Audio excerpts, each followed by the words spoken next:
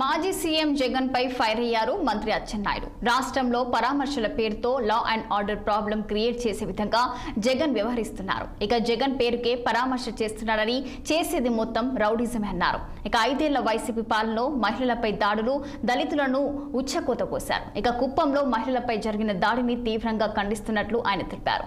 ఈ ఘటనలో బాధ్యులను ఇప్పటికే అరెస్టు చేశామన్నారు. సాక్షిలో చికెన్, గుడ్డు ధరలు తప్ప ఏది వాస్తవం ఉండదని, ఇచ్చిన మాట ప్రకారం ఇంట్లో ఎంతమంది పిల్లలుంటే అందరికీ తల్లికి వందనం అమలు చేస్తామన్నారు మంత్రి అచ్చెన్నాయుడు. ఇక జగన్ బెంగళూరు నుంచి వారానికి ఒకసారి షికారుకు వస్తున్నాడని, సూపర్ 6 హామీల్లో ఒకటి కూడా అమలు చేయలేదని విమర్శించారు.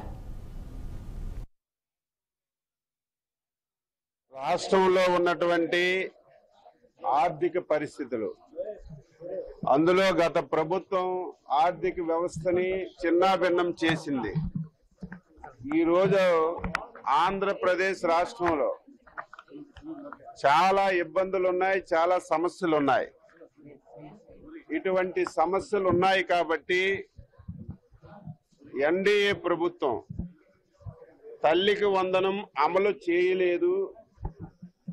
దీన్నే మేము ప్రచారాస్త్రంగా తీసుకొని ప్రజలకి తప్పుదోవ పట్టిద్దామని చెప్పి ఆశపడ్డారు. ఎంత దుర్మార్గులంటే వాళ్ళకి కళ్ళున్నాయా? ఈ రాష్ట్రంలో జరుగుతున్నటువంటి పరిణామాలు గమనిస్తున్నారా?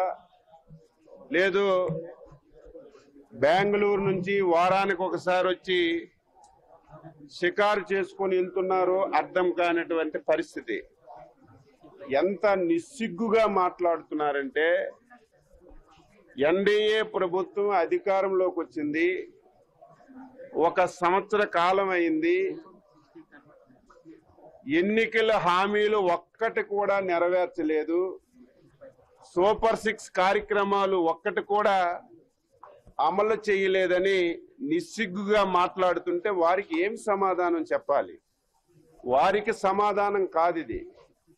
మేము ప్రజలకి చెప్పవలసినటువంటి అవసరం ఉంది కాబట్టి అనునిత్యం చెప్తున్నాం. ఈరోజు 3000 పెన్షన్ 4000 చేశాం. ఈ దేశంలో ఎవ్వరూ ఇవ్వని విధంగా 34,000 కోట్ల రూపాయలు ఒక్క పెన్షన్ కార్యక్రమం కింద ఖర్చు పెడుతున్నాం.